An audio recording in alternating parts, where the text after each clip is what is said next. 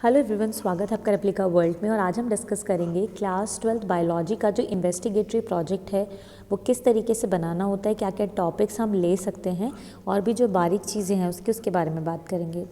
तो देखिए, ये मैं आपको एक इन्वेस्टिगेटरी प्रोजेक्ट दिखा रही हूँ which is microbes in house hold uses, कि माइक्रोब जो हैं किन किन चीज़ों में काम आते हैं उसके ऊपर ये प्रोजेक्ट फाइल है।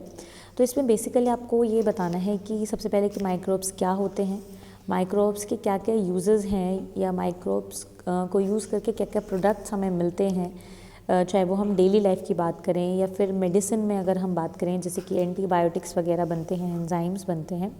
तो वो सब चीज़ें आपको इसमें मेंशन करनी होती है। इस तरीके से मेंशन करें कि वो सिस्टमैटिक लगे, फ्लो चार्ट्स बनाएं, पिक्चर्स लगाएं।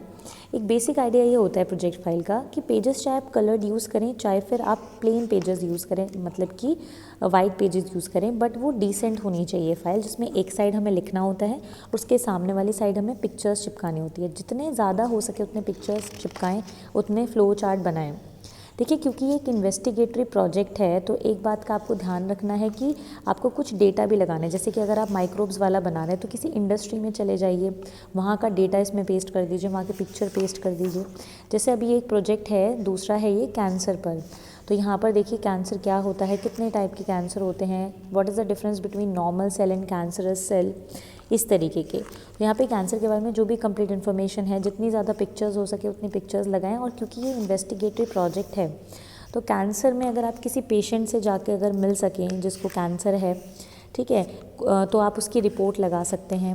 जैसे कि कितने लोग हैं इंडिया में जिनको पर ईयर जो है कैंसर डायग्नोस होता है, क्या क्या फिर उनका सर्वाइवल रेट रहता है। जैसे कि ये एक रिपोर्ट भी है, एक बच्चे ने लगाई हुई है। तो इस तरीके की चीज़ें आप लगा सकते हैं। जब तक आप डेटा उसमें नहीं लगाएंगे तब तक वो इन्वेस्टिगेटरी प्रोजेक्ट नहीं कहलाएगा।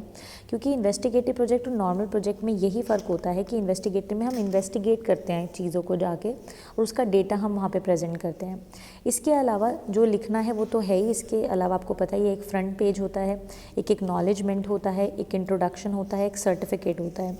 इसके बाद हम लिखना स्टार्ट करते हैं और उसके बाद लास्ट में क्या होता है, रेफरेंस होता है, यानी कि जो ये डेटा है ये आपने कहाँ से लिया है, वेबसाइट, बुक या जो भी है वो चीज़ें आपको इसमें मेंशन करनी होती हैं।